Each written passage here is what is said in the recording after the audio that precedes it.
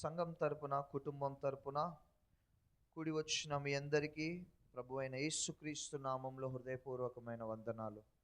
దేవుడు మిమ్మల్ని, మీ కుటుంబాలని దీవించి ఆశీర్వదించునుగాక. హల్లెలూయా. మనం వాక్యంలోనికి వెళ్దాము. అందరూ దయచేసి ప్రార్థనా పూర్వకంగా మనం విందాం. ఈ దిన అంశము పాపము ఏలుబడి చేయుట. ప్రార్థన చేసుకొని వర్తమానంలోనికి వెళ్దాం. తండ్రి, నీకు వందనాలు, స్తోత్రాలు. మీ వాక్యంలోనికి వెళ్తుండగా గొప్ప సంగతులు, గుణమైన సంగతులు బోధకుడవై మీరు మాకు బోధించండి. ఇదిగో నాయన ప్రభువా, మా యొక్క అంతరంగంలో ఉన్న ప్రతి విషయాలు, ప్రతి సమస్యలు, బాధలు ఎత్తిపెట్టి నీవు మాట్లాడు ప్రభువా. ఇదిగో నాయన, వినగలిగే చెవులను, గ్రహించే మనస్సులను మీరు అనుగ్రహించండి. దేవుని సన్నిధిలోనికి ఇంకా రావలసిన బిడ్డల్ని కూడా సమయానికి వచ్చే కృపనివ్వమని యేసు నామంలో అడుగుచున్నాం తండ్రి. ఆమేన్. హల్లెలూయా. మనము ఇక ప్రార్థన పూర్వకంగా దేవుని యొక్క మాటల్ని మనం విందాము. ఈరోజు పాపము అనేది ప్రతి మనిషిలో కనపడుతుంది. పాపము లేనివాడు ఏ నరుడునూ లేడు. ప్రతి స్త్రీలలో పాపమున్నది, పురుషుల్లో పాపమున్నది. పాపము లేనివాడు ఒకే ఒక వ్యక్తి, ఆయననే నజరేయుడైన యేసుక్రీస్తు ప్రభు. హల్లెలూయా. ఈరోజు క్రైస్తవులలో, ఎన్నో మతాలలో పాపము అనేది, పాపమును గురించిన అనుభవము లేక ఎన్నో రకాలుగా వాళ్ళు తలుస్తూ ఉన్నారు. అసలు పాపము అనగా ఏమిటో మనం మొదటిగా తెలుసుకుందాం. ఈ భూమి మీద బ్రతుకుతున్న ప్రతి మనుష్యుడు కూడా పాపము అనగానే ఆయా రకాలుగా అంచనా వేసుకుంటూ ఉంటారు. నిజవాస్తవానికి పాపము అనగా వాళ్ళ యొక్క దృష్టిలో, నేను ఎవరికి ఏం అన్యాయం చేయలేదు కదా, నేను ఎవరి సొమ్ము నేను తినలేదు కదా, ఎవరికి ఏ నష్టం చేయలేదు కదా, మేము ఏ జీవికి నష్టం పెట్టలేదు కదా అని అనుకుంటారు. చాలా వరకు కూడా వాళ్ళ దృష్టిలో పాపం అనగానే చాలామందికి అదే విధంగా భావిస్తూ ఉంటారు. కానీ పాపము అంటే మనము ఇందులో ఉన్న మర్మం ఏంటో మనం తెలుసుకుందాం. దేవుడు మానవుణ్ణి సృష్టించిన తర్వాత మానవుని మీద పాపము లేదు. కానీ ఎప్పుడైతే దేవుని యొక్క మాటకు వాళ్ళు, దేవుని యొక్క ఆజ్ఞలకు వారు, ఆదాము హవ్వ వ్యతిరేకంగా నిలుచున్నారో మానవుడిలోకి పాపం అనేది ఎంటర్ అయిపోయింది. హల్లెలూయా. అయితే దేవునిలో లేనిది, జాగ్రత్తగా వినండి, దేవునిలో లేనిది మనుషులలో ఏది వచ్చినా అది పాపమే. ఈరోజు ప్రతి మానవుడు కూడా ఏదో పరిశుద్ధులలాగా ఫీల్ అయిపోతుంటారు. నాకు ఏమి తెలియదు, నేను అమాయకుడును, నేను ఏ పాపము చెయ్యలేదు, ఏ పాపమును కూడా నేను చెయ్యను అని పరిశుద్ధులలాగా మాట్లాడే నైజము ఈ దినాలలో ఉన్నది. చూడడానికి, మాట్లాడడానికి వాళ్ళ విధానాలు, పద్ధతులు నమ్మేటట్లుగా ఉంటాయి. వాళ్ళకి పాపం అంటే తెలియదన్నట్లుగా మాట్లాడతారు, పవిత్రులుగా మాట్లాడుతుంటారు. వాళ్ళల్లో ఎంతో పాపం అనేది దాగి ఉన్నది. ఒకటి దేవుడు ఏమంటున్నాడంటే, దేవునితో మనం కంపారిజన్ చేసుకోవాలి. దేవునిలో లేనిది మనిషిలోకి ఏది వచ్చినా అది పాపమే. దేవునిలాగా ప్రతి మానవుడు జీవించడానికి ప్రయత్నం చేయాలి కనీసం, కానీ ప్రయత్నం చేయరు. ఎదుటి వారి తప్పులను, ఎదుటి వారి పొరపాట్లను, ఎదుటి వారి బలహీనతలను ఎత్తిపెట్టి మానసికంగా బాధ పెట్టే నైజమే మానవుడిది. మానసికంగా కృంగదీసే నైజమే మానవుడిది. అదే స్వభావం కలిగి ఉంటారు. కానీ నేను పాపము చేశాను అని దేవుని సన్నిధిలో ఒప్పుకోరు. ఇక్కడ దేవుని సన్నిధిలో ఒప్పుకొని దేవునికి దగ్గరగా ఉండడమే గొప్ప విషయం. హల్లెలూయా. సమర్థించుకునే మనస్తత్వాలు, కప్పిపుంచుకునే మనస్తత్వము, సమర్థించుకునే మనస్తత్వము పాపము విషయంలో ఎవరికైతే ఉంటుందో, కప్పిపుచ్చుకునే మనస్తత్వం, నేను చేస్తున్నది రైట్, నేను చేస్తున్నది అది వాస్తవమే, అది తప్పు కాదు అని ఎవరైతే సమర్థించుకుంటారో వాళ్ళ మీద పాపము అనేది ఏలుబడి చేస్తుంది. అర్థమవుతుందా? పాపం అనేది ఏలుబడి చేస్తుంది. చూడండి, పాపము ఏలుబడి చేయడం అంటే ఏమిటో మనం తెలుసుకుందాం. పాపం చెయ్యడము వేరు, పాపానికి బానిస అవ్వడము వేరు. అర్థమవుతుందా? రెండిటికి చాలా తేడా ఉంటుంది. మనము తెలిసి తెలియక కొన్ని సందర్భాలలో కొన్ని పొరపాట్లు చేసినప్పుడు అది పాపము. హల్లెలూయా. తెలిసి చేసినా తెలియక చేసినా అది పాపమే. అయితే నువ్వు ఏ పొరపాటైతే మరలా తరచుగా చేస్తూ వస్తూ ఉన్నావో అది నీకు బలహీనతగా మారిపోతుంది. బలహీనతగా మారిపోయిన తర్వాత ఇక నీ జీవితము దేవుని కంట్రోల్లో ఉండదు, నీ కుటుంబం కంట్రోల్లో ఉండదు. ఎవరి కంట్రోల్లో ఉంటుందంటే ఆ యొక్క పాపము అనే ఏ విషయంలో అయితే పాపానికి లోబడ్డావో ఆ పాపమే నిన్ను కంట్రోల్ చేస్తుంది, ఏలుబడి చేస్తుంది. అర్థమవుతుందా? అందుకే మన జీవితంలో మనం ఒకటి తెలుసుకోవాలి. అదేమిటంటే అపోస్తులుడైన పౌలు ఒక మాట అంటాడు, చూద్దాం. కొరింథీలకు రాసిన 2వ పత్రిక తీయండి. Thank you Jesus. కొరింథీలకు రాసిన 2వ పత్రిక 7వ అధ్యాయం 1 నుంచి 3 వచనాలు చదువుకుందాం. కొరింథీలకు రాసిన 2వ పత్రిక 7వ అధ్యాయం 1 నుంచి 3 వచనాలు. ప్రియులారా, మనకు ఈ వాగ్దానములు ఉన్నవి గనుక దేవుని భయముతో పరిశుద్ధతను సంపూర్తి చేసుకొనుచు శరీరమునకును ఆత్మకును కలిగిన సమస్త కల్మషము నుండి మనలను పవిత్రులుగా చేసుకొందుము. మమ్మును మీ హృదయములలో చేర్చుకొనుడి. మేము ఎవరికి అన్యాయం చేయలేదు, ఎవరిని చెరపలేదు, ఎవరిని మోసం చేయలేదు. మీకు శిక్షావిధి కలుగవలనని నేను ఇలాగూ చెప్పలేదు. చనిపోయినా కానీ జీవించినా కానీ మీరును మేమును కూడా ఉండవలనని మీరు మా హృదయములలో ఉన్నారని నేను లోగడ చెప్పి తిని కదా.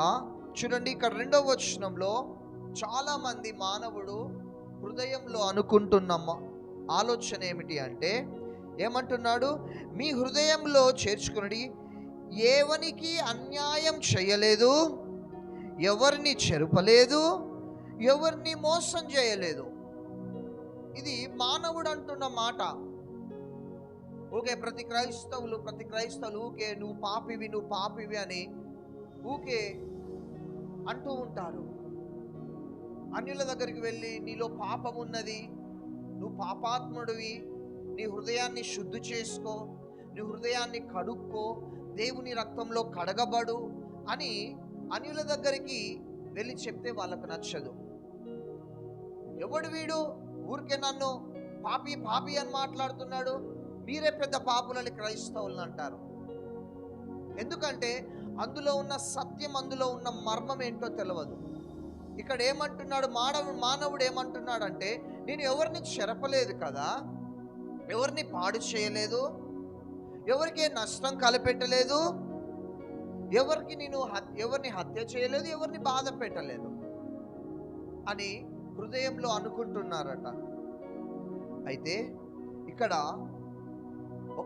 మొదటి వచనంలో ఏమనున్నది? ప్రియులారా, మనకు ఈ వాగ్దానములు ఉన్నవి గనక దేవుని భయముతో పరిశుద్ధతను సంపూర్తి చేసుకొనుచు శరీరమును ఆత్మకును కలిగిన సమస్త కల్మషము నుండి మనల్ని పవిత్రముగా చేసుకొందుము. ఇక్కడ మన మనస్సాక్షి కల్మషం అయితే, జాగ్రత్తగా వినండి, మన మనస్సాక్షి ఎప్పుడు కల్మషం అయిపోతుంది? పొరపాటు వల్ల, పాపం వల్ల మన మనస్సాక్షి కల్మషం అయిపోతుంది. అయితే ఆ మనస్సాక్షిని నీ అంతట నీవే కడుక్కోలేవు. అర్థమవుతుందా? జాగ్రత్తగా నా వైపుకు వినండి, ఇదే మెయిన్ పాయింట్. నీ యొక్క మనస్సాక్షి కల్మషం అయిపోయింది బిడ్డ. పాపం వల్ల, పొరపాట్ల వల్ల అది మొత్తము కూడా నీ మనస్సాక్షి, నీ గద్దింపు అంతా కూడా కల్మషం అయిపోయింది. అయితే ఆ మనస్సాక్షిని నీవు నీ అంతట నువ్వే కడుక్కోలేవు. ఆ మనస్సాక్షిని నీ అంతట నీవే శుద్ధీకరించలేవు. అది నీ వల్ల కాదు. దేని వల్ల అవుతుంది అంటే, క్రీస్తు రక్తమే మనస్సాక్షిని శుద్ధీకరిస్తుంది. గట్టిగా చప్పట్లు కొడదాం. హల్లెలూయా. దేవుని రక్తమట మనస్సాక్షిని శుద్ధీకరించే శక్తి కలిగిన రక్తం అది. హల్లెలూయా. ఈరోజు నీ జీవితంలో పొరపాటు చేస్తున్నావు. దేవుని దగ్గరికి రాగానే, దేవుని సన్నిధిలో మొరపెట్టగానే, క్షమించమని కన్నీళ్లు కార్చగానే, వెంటనే నీవు ప్రార్థన అయిపోగానే వెళ్ళిపోతున్నప్పుడు నీ హృదయము విశాలతతో నిండిపోతుంది, నెమ్మదితో నిండిపోతుంది. ఇక ఆ మనస్సాక్షిలో ఆ కల్మషం అనేది కనపడదు. ఎందుకు కనపడదంటే, దేవుడు ఆయన రక్తముతో నిన్ను శుద్ధీకరించినాడు. ఈ యొక్క ప్రక్రియ మన జీవితంలో దినదినము ఉండాలి. మనస్సాక్షిని శుద్ధీకరించుకునే ప్రక్రియ ప్రతి దినం ఉండాలి. అర్థమవుతుందా? అందుకే యోహాను సువార్త 17వ అధ్యాయం 17వ వచనంలో ఒక మాట ఉన్నది, మనం చూద్దాం. Thank you lord. యోహాను సువార్త 17వ అధ్యాయం 17వ వచనం. సత్యమందు వారిని ప్రతిష్ఠ చేయము, నీ వాక్యము సత్యము. నీవు నన్ను లోకమునకు పంపిన ప్రకారము నేనును వారిని లోకమునకు పంపితిని. వారును సత్యమునందు ప్రతిష్ఠ చేయబడినట్లు వారి కొరకే నన్ను ప్రతిష్ఠిత చేసుకొనిచున్నాను. మరియు నీవు నన్ను పంపితివి, లోకము నమ్మునట్లు తండ్రి నాయందు నీవును నీయందు నేను ఉన్నలాగున వారును మనయందు ఏకమై ఉండవలనని వారి కొరకు మాత్రము నేను ప్రార్థించటలేదు. వారి వాక్యము వలన నాయందు విశ్వాసముంచు వారందరూ ఏకమై ఉండవలనని వారి కొరకు ప్రార్థిస్తున్నానని యేసు ప్రభు అంటున్నాడు. ఏమంటున్నాడు? యేసు ప్రభు తండ్రికి ప్రార్థన చేస్తున్నారు, వీళ్ళని సత్యమునందు ప్రతిష్ఠిత చేయి. సత్యం ఎక్కడ ఉన్నది? వాక్యంలో. నీ వాక్యమే సత్యము. హల్లెలూయా. అర్థమవుతుందా? నీ వాక్యమే సత్యం అంటున్నాడు. అందుకే యేసు ప్రభు ఇక్కడ ఏమని ప్రార్థన చేస్తున్నాడు? నీవు నన్ను లోకంలో పంపిన ప్రకారము నేనును వారికి లోకంలోనికి పంపితిని.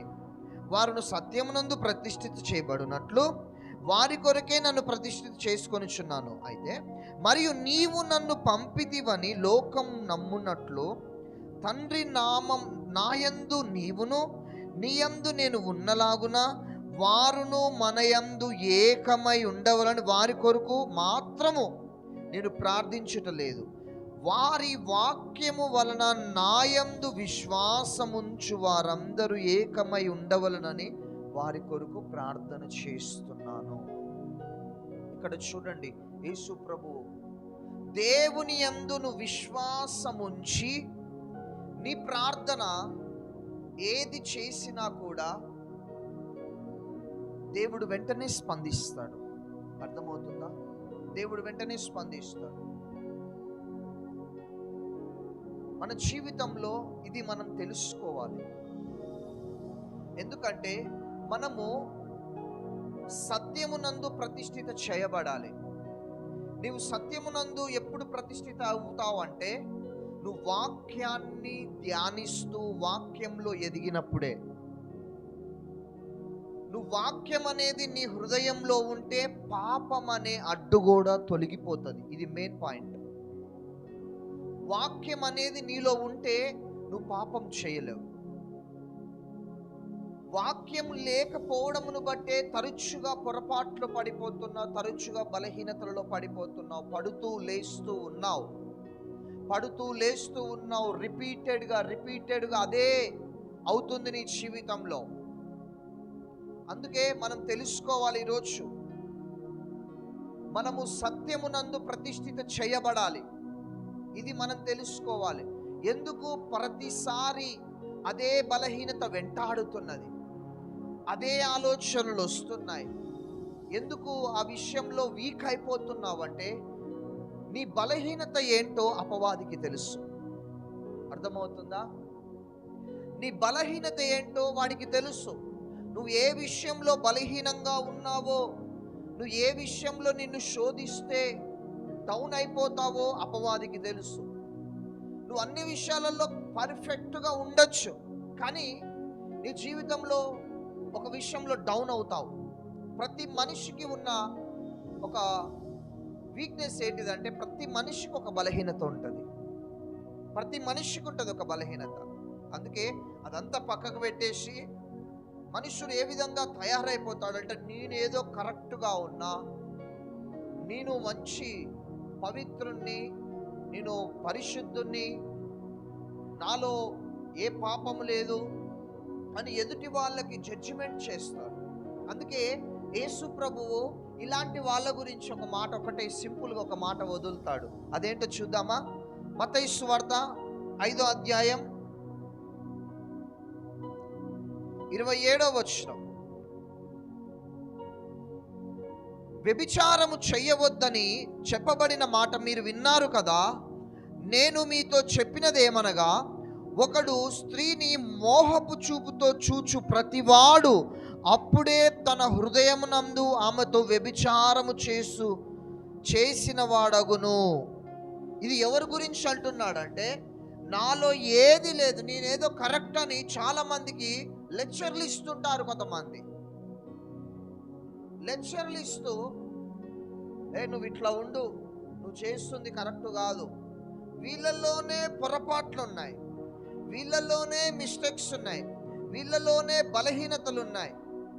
అవన్నీ వాళ్ళకు గుర్తుకు రావు, కానీ ఎదుటి వారి బలహీనతలు గుర్తుకొస్తాయి. అందుకే మొదటిగా నీ కంట్లో ఉన్నది నువ్వు చూసుకో అన్నాడు యేసు ప్రభు. ఒకటే మాట. ఇలాంటి వాళ్ళ గురించి సింపుల్గా యేసు ప్రభు ఒకటే కౌంటర్ ఇచ్చినాడు.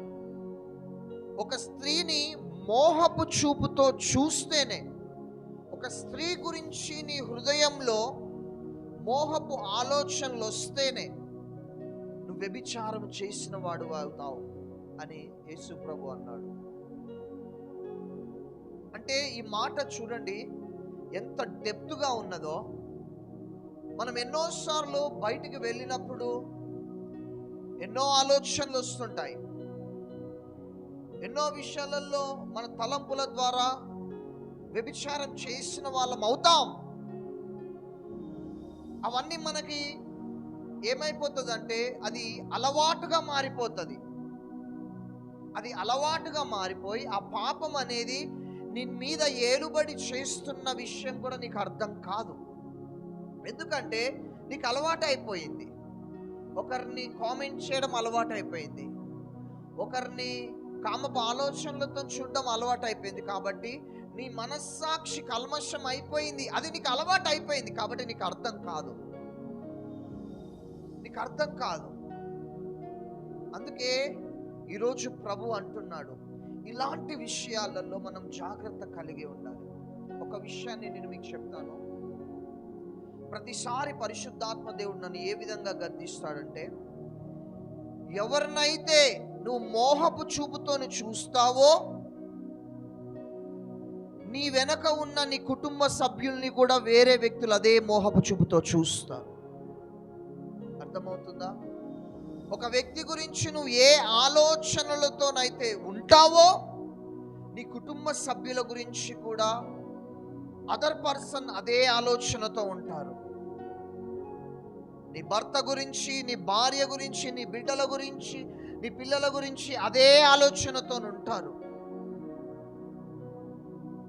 ఇక్కడ ఉన్న గొప్ప విషయం ఏమిటి అంటే, ఆ పాపానికి మన బానిస అయిపోవడం గొప్ప విషయం కాదు, కానీ చేసిన ఆ పొరపాటుని దేవుని సన్నిధిలో ఒప్పుకోవడమే దేవునికి ఇష్టం.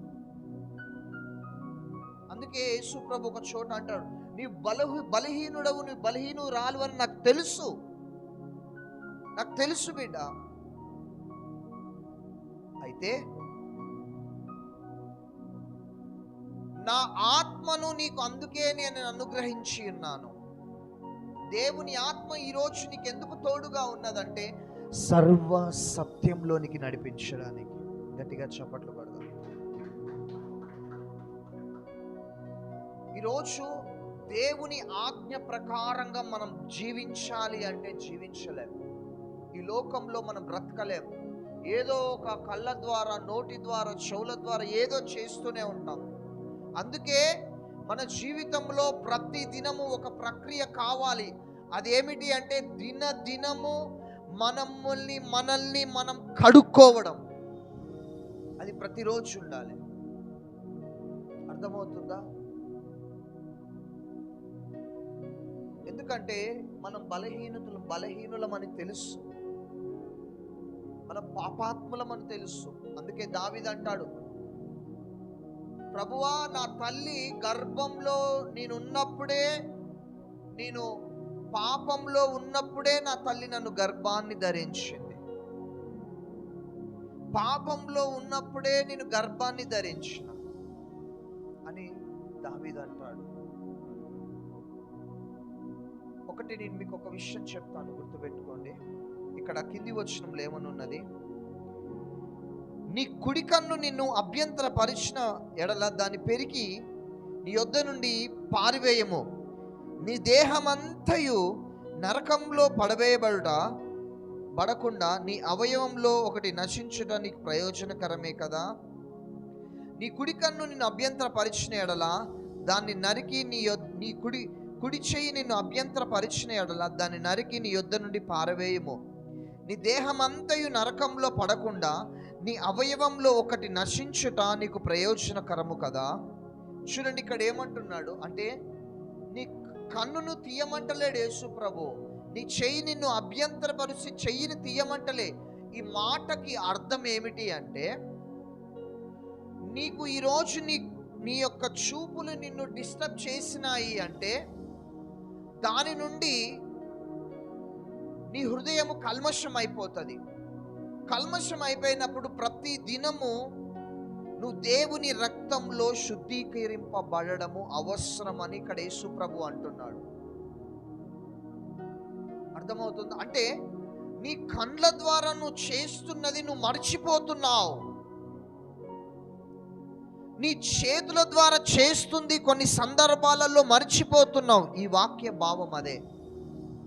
పెరిగి వెయ్యి అంటే నీవు పరలోకానికి వెళ్ళడానికి నీ కళ్ళు కరెక్ట్గా ఉండాలి, నీ చేతులతో చేసే పనులు కరెక్ట్గా ఉండాలి. కరెక్ట్గా ఉండాలి అంటే నువ్వు జ్ఞాపకం చేసుకో, నీ నోటి మాట, నీ కండ్లు, నీ చెవులు, నీ చేతులు ఏ విధమైన పాపము చేస్తుందో గుర్తు చేసుకొని శుద్ధీకరించబడమే గొప్ప విషయం. మరలా చెప్తున్నాను, సాతాను మరిచిపోయేటట్లుగా చేస్తుంది. నీ మీద ఒక తప్పుని మోపాలని వాడు చూస్తాడు.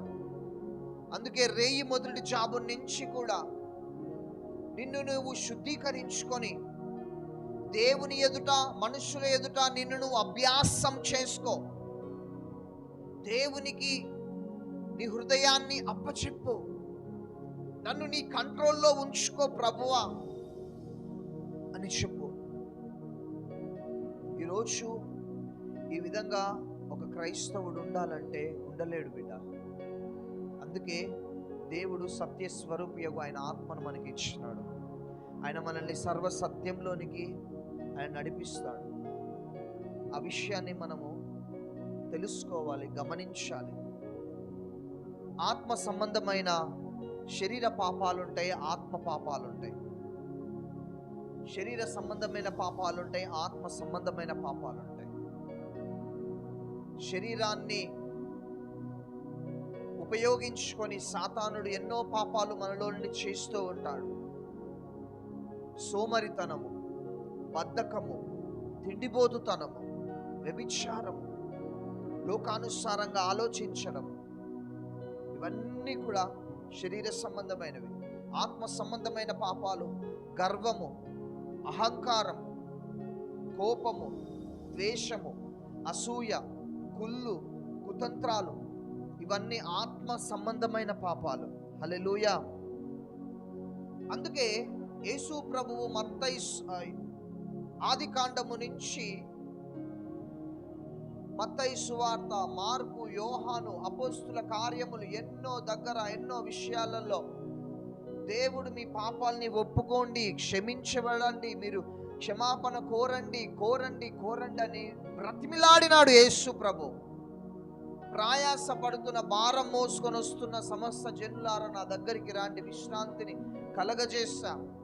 నీ పాపము నుండి, నీ యొక్క బలహీనతల నుండి నువ్వు బయటికి రా అని ఎన్నోసార్లు హెచ్చరించినాడు, గద్దించినాడు. చివరికి దేవుడు అలసిపోయి ఏమన్నాడు తెలుసా? ప్రకటన గ్రంథం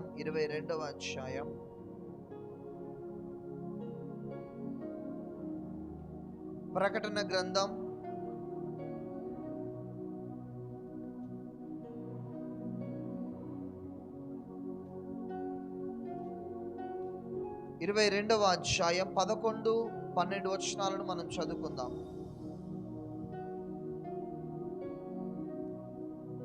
అన్యాయము చేయువాడు ఇంకను అన్యాయమే చెయ్యనిమ్మో, అపవిత్రుడైన వాడు ఇంకను అపవిత్రుడుగానే ఉండనిమ్మో, నీతిమంతుడు ఇంకను నీతిమంతుడుగానే ఉండనిమ్మో, పరిశుద్ధుడు ఇంకను పరిశుద్ధుడుగానే ఉండనిమ్మో.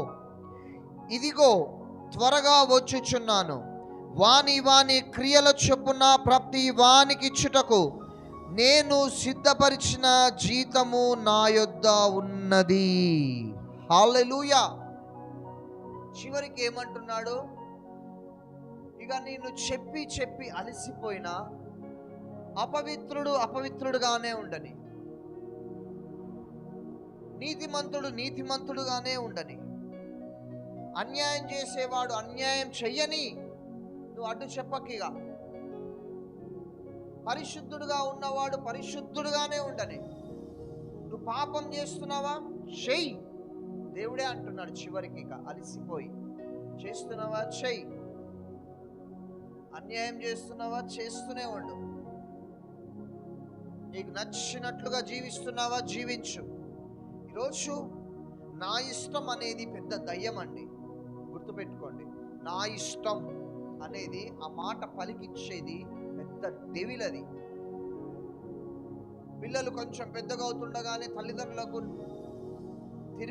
తిరగబడుతూ నా ఇష్టం వచ్చినట్టు నేను చేస్తాను, నీకేంటి. కొన్నిసార్లు గద్దిస్తూ ఉంటారు, నా ఇష్టం ఇది. అత్త కోడళ్ళు మధ్య డిస్కషన్లో కూడా నాకు నచ్చినట్టు చేస్తాను, నువ్వేంది నాకు చెప్పేది, నా ఇష్టం. ఇది భయంకరమైనది. ఈ విషయంలో కూడా మనం జాగ్రత్త కలిగి ఉండాలి. అలాంటి వాళ్ళ కోసమే ఇక్కడ అంటున్నాడు, నీ ఇష్టం అంటున్నావే, ఉండు నీ ఇష్టానుసారంగా, నీకు నచ్చినట్లుగా బ్రతుకు, ఉండు, చెయ్యి, పాపం చేస్తూనే ఉండు, ఆ పనులు చేస్తూనే ఉండు. ఈరోజు ప్రభు నీతోనే అంటున్నాడు, ఎంతకాలం చేస్తావో చెయ్యి. నీవు చేసిన క్రియలను బట్టి ప్రతి వారికి ఆ జీతము అనేది ఆయన దగ్గర ఉన్నదట. ఇదిగో ఏమంటున్నాడు? ఇదిగో నేను త్వరగా వస్తున్నాను, వాని క్రియల చొప్పున ఆ జీతము దేవుని దగ్గర ఉన్నదట. అందుకే మంచి సమయం బిడ్డ ఇది. ఈరోజు పరిశుద్ధుడు ఈ భూలోకంలో ఎవ్వరు లేరు. కానీ ప్రభు అంటున్నాడు, పవిత్రుగా ఉండడానికన్నా కనీసం ట్రై చేయి బిడ్డ. ఆ స్వభావంలో నుంచి నువ్వు బయటికి రా. ఎంతకాలం వాళ్ళని వీళ్ళని దూషిస్తావు, నిందిస్తావు, అపహాసిస్తావు, హేళన చేస్తావు, అబద్ధ సాక్ష్యం పలుకుతావు, వాళ్ళని వీళ్ళని ఎంతకాలం ఏడిపిస్తావు, వాళ్ళ రక్తాన్ని ఎంతకాలం తాగుతావు, వాళ్ళని ఎంతకాలం పట్టి పీడిస్తావు. నీ స్వభావాన్ని కొంచెమన్నా మార్చుకో అని వేడుకుంటున్నాడు దేవుడు. కొంచెమన్నా మార్చుకో, అప్పుడు నీలో పరిశుద్ధాత్మ దేవుడు పనిచేస్తాడు. ఈరోజు నీకు ఆ స్థితి రావడానికి ముఖ్య కారణం ఏమిటి అంటే, పాపము నీలో బలహీనతగా మారిపోతుంది. అది నిన్ను ఏలుబడి చేస్తుంది. నువ్వేమో నీ జీవితంలో పాపాన్నేమో అంచనా వేస్తున్నావు. ఇది చిన్న పాపము, అది పెద్ద పాపము, అది ఆ పాపము, ఇది ఈ పాపము అని ఏదేదో ఊహించుకుంటున్నావు. అలాంటి గూడు పెట్టేదే సాతానుడు. అంచనా వేయొద్దు పాపాన్ని. యేసు ప్రభు ఒకటే అన్నాడు, ఒక స్త్రీని మోహపు చూపుతోని చూస్తేనే అది వ్యభిచారం అన్నావు. ఈరోజు ఏమో నీ దృష్టిలో ఇది చిన్నది, అది పెద్దది అయిపోయిందా పాపం? ఒకసారి గుర్తు చేసుకో బిడ్డ. ఎన్ని బలహీనతలు, ఎన్ని పాపాలు బానిసగా మారిపోయాయి నీ జీవితంలో. బానిసగా మారిపోతున్నాయి. అది రోజు రోజు పెరిగిపోతున్నాయి. నిన్ను నువ్వు ఒక్కసారి ప్రశ్నించుకో. దేవునికి ఇష్టం లేనిది, దేవుడు వద్దన్న పని, వెళ్ళొద్దన్న చోటుకి, ఎవరి మీద ఇష్టపడొద్దు అన్న వాళ్ళ మీదనే నీ మక్కువ చూపిస్తున్నావు. ఇదంతా సాతానుడే నిన్ను నాశనం చేస్తున్నాడు. పరిశుద్ధాత్మ దేవుడు నీకేమో మంచి మార్గాలు సరళం చేస్తున్నాడు, రూట్స్ క్లియర్ చేస్తున్నాడు. నువ్వు ఆ జాబితాలో ఆ మార్గం గుండా వెళ్తే నీకు ఎంత ఇబ్బందులు ఎదురవుతాయో నీకు తెలుసు. అయినా కూడా హృదయం కఠినం చేసుకుంటే ఏమైపోతావు? కీడులో పడిపోతావు. ఈరోజు నీకు నెమ్మది లేదు, దానివల్ల ఈరోజు నీకు సమాధానం లేదు, దానివల్ల. అయినా కూడా మరలా మరలా మరలా మరలా అదే చేస్తున్నావు. ఒక భయం అనేది వెంటాడుతున్నది, ఒక భయం అనేది వెంటాడుతున్నది. ఒక పక్కంగానేమో మనస్సాక్షినేమో గద్దిస్తుంటది, ఆ పని చెయ్యొద్దు, చేస్తే దానివల్ల అనుభవించే నరకము, టార్చర్ ఏంటో నీకు తెలుసు. కానీ ఈరోజు నీ బలహీనతగా అది మారిపోయింది బిడ్డ. ఆ బలహీనత యేసుక్రీస్తు నామంలో బ్రేక్ అయిపోవునుగాక.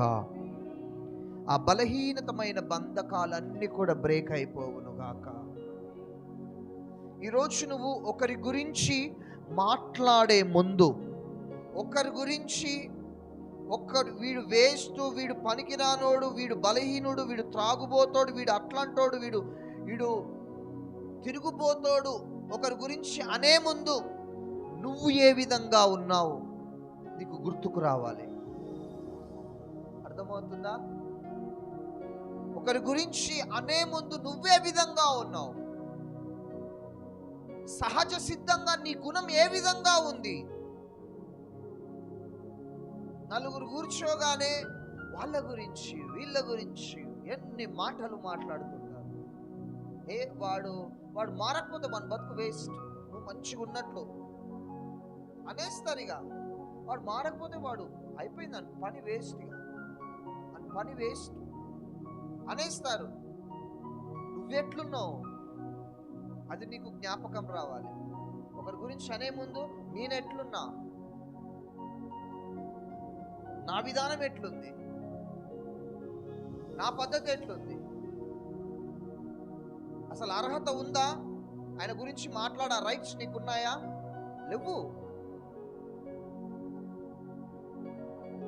ఈజీగా అనేస్తున్నావు. పాపం అతను బలహీనతలో ఉన్నాడు, ఎస్, పాపంలో ఉన్నాడు, అవును. అర్థం చేసుకొని యేసు ప్రభు నమ్ముకున్న బిడ్డగా ఆయన మార్పు కోసం ప్రార్థన చేయి, అది గొప్ప విషయం. ఇష్టానుసారంగా మాట్లాడడం, చిన్న చూపు చేయడం, శాపనార్థాలు పెట్టడం వద్దు బిడ్డ. ఈ లోకంలో నీతిమంతుడు ఒకటే మాట అంటాడు యేసు ప్రభు.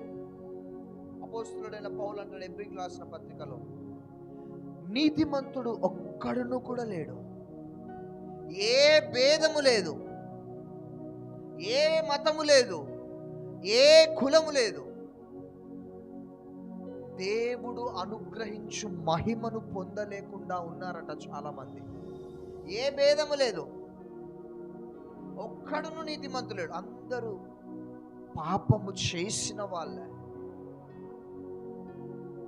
ఈరోజు నిన్ను నువ్వు ఏదో గొప్పగా ఊహించుకోవచ్చేమో, అదే ఒక దినమున ఉరితాడుగా మారుతుంది. పాపము విషయంలో నేను అంటుంది, వేరే విషయంలో కాదు, పాపం విషయంలో నిన్ను నువ్వు ఏదో నీతిమంతుడుగా నువ్వు అనుకోవద్దు. ఒకరి గురించి అనే ముందు మనం ఎట్లున్నాం, మన విధానం ఎట్లుంది అనేది మీ మనస్సులకు తెలుసు. హల్లెలూయా. హెబ్రీలకు రాసిన పత్రిక 12వ అధ్యాయం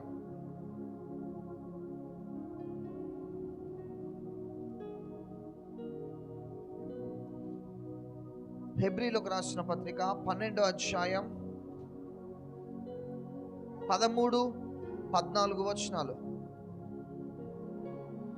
మరియు కుంటికాలు బెనకక బాగుపడు నిమిత్తము మీ పాదములకు మార్గములను సరళం చేసుకొనుడి. అందరితో సమాధానమును పరిశుద్ధతయు కలిగి ఉండుటకు ప్రయత్నించుడి. పరిశుద్ధత లేకుండా ఎవడును ప్రభువుని చూడడు.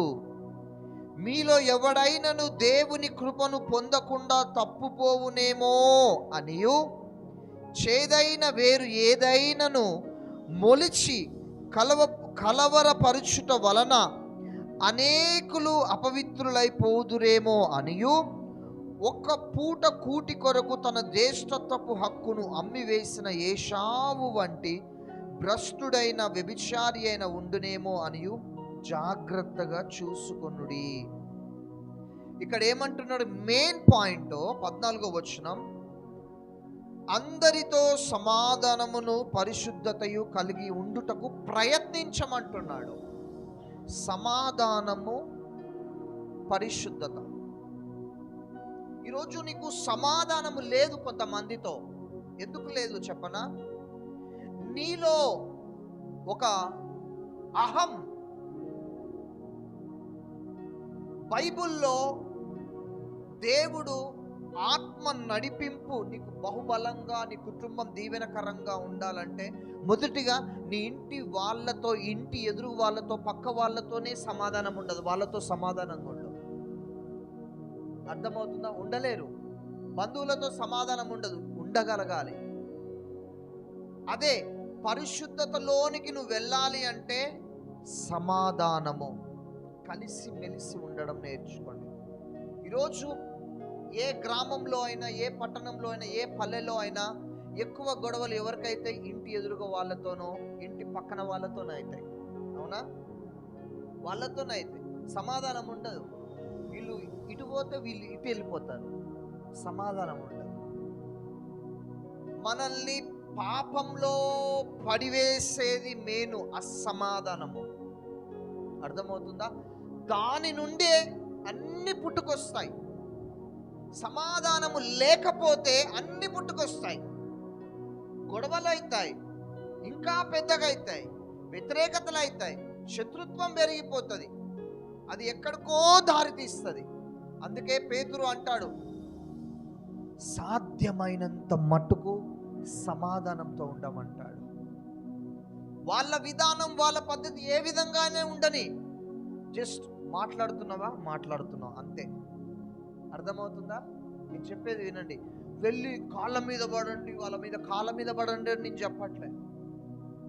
నువ్వు బయటికి వెళ్ళినప్పుడు నిన్ను పలకరియాలి. అర్థమవుతుందా? నువ్వు బయటికి వెళ్ళినప్పుడు మంచితనంతో పలకరేయాలి, ఆ పేరును సంపాదించుకో. నీ పని నీది, నీ డ్యూటీ నీది, నీ వర్క్ నీది. కానీ ఎదుటి వారితో, ఇంటి పక్క వాళ్ళతో సమాధానం లేకుండా ఇక నువ్వేమీ సాధించలేవు బిడ్డ. అందుకే ఎంత క్లియర్గా అంటున్నాడో చూడండి. ఒక్క పూట జ్యేష్ఠత్వపు హక్కును పోగొట్టుకున్నాడు ఏశావు, అమ్మేసుకున్నాడు. మన జీవితంలో ఇలాంటివన్నీ తెలుసుకోవాలి బిడ్డ. నేను బోధిస్తున్నా, నేను ప్రభువుని అడుగుతున్న, రాత్రి ప్రార్థన చేస్తున్నప్పుడు నేను ఈ వాక్యాన్ని బోధించడానికి నాకు హక్కు, అర్హత ఉన్నదా ప్రభువా అని చెప్పేసి అంటే ఒకటే అన్నాడు, ఏ భేదము లేదు. అందరూ పాపము వలన దేవుడు ఇచ్చే మహిమను పొందలేకుండా ఉన్నారు. ఆ మహిమను నేను పొందాలి అంటే నీ అంతరంగంలో ఉన్న ఆ మచ్చ, ఆ డాగు, ఆ యొక్క చెడు దినదినము నువ్వు క్లీన్ అయిపోవాలి. అందుకే దేవుడు విసిగిపోయినాడు. అందుకే భూత, భవిష్యత్తు, వర్తమానం, జరిగింది, జరుగుతున్నది, జరగబోయేది కూడా బైబిల్లో రాసినాడు. చివరికి విసిగిపోయి ప్రకటన గ్రంథాలు ఏమంటున్నాడు? అపవిత్రుడు అపవిత్రుడుగానే ఉండని, పరిశుద్ధుడు పరిశుద్ధుడుగానే ఉండని, నీతిమంతుడు నీతిమంతుడుగానే ఉండని, అన్యాయం చేసేవాడు అన్యాయం చేయవాడుగానే ఉండని, ప్రతివాడు వాని వాని జీతము చొప్పున వానికి ప్రతిఫలం ఉంటుందట అని మనం గమనించుకోవాలి బిడ్డ. ఈ అహంకారము, ఈ పొగరు, ఈ కోపము, ఇవన్నీ కూడా నువ్వు శరీరంతో ఉన్నంత వరకే. ఈ భూములు, ఆస్తులు కూడా. అందుకే మన జీవితంలో మనం ఒక్కటి తెలుసుకోవాలి, బ్రతికి ఉన్నన్ని రోజులు కూడా చుట్టుపక్కల ప్రజలతోని, బంధువులతోని, దేవుని దగ్గర ఏ విధంగా ఉన్నామో అభ్యాసం చేసుకొని, ఒక్కటే మీరు ఒక సీక్రెట్ నేను చెప్తాను వినండి. దేవుని సన్నిధిలోనికి నువ్వు ప్రార్థన చేసుకున్నప్పుడు, వచ్చినప్పుడు నువ్వు ఎంప్టీ అయిపో, దేవుని దగ్గర ఉండాలి. నేను బలహీనుణ్ణి, పాపాత్ముణ్ణి, నన్ను శుద్ధీకరించు, నీ రక్తంలో కడుగు. దేవునికి ఉచిత సలహాలు ఇవ్వకండి, ఆయనకు అన్నీ తెలుసు. నిన్ను సృష్టించిన దేవుడికి, నీ రూపాన్ని తయారు చేసిన దేవుడు, నీకు రంగిచ్చిన దేవుడు, అందమిచ్చిన దేవుడు, నీ అంతరంగంలో ఉన్న మనసు తెలవదా? అన్నీ తెలుసు. ఏదో లెక్చర్లు ఇవ్వకండి, ఏదో సమర్థించుకోకండి. చేసిన తప్పుని దేవుని సన్నిధిలో ఒప్పుకో, అంతే. అది దేవునికి ఇష్టం. ఈ కృపాకాలంలో ఆయన ఇంకా కూడా క్షమించడానికి సిద్ధంగా ఉన్నాడు. ఈ విధంగా నీవు క్షమించమని ప్రభువుని అడిగినట్లయితే కృపా క్షేమములు నీ వెంట వస్తాయట. అంతే. హల్లెలూయా. అందరు కళ్ళు మూసుకొని ఇక ప్రార్థన చేసుకుందాం. అందరూ ప్రార్థన చేసుకోండి. అందరూ ప్రార్థన చేసుకోండి.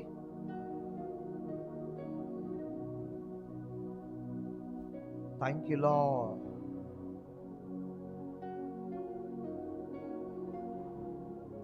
Oh Jesus.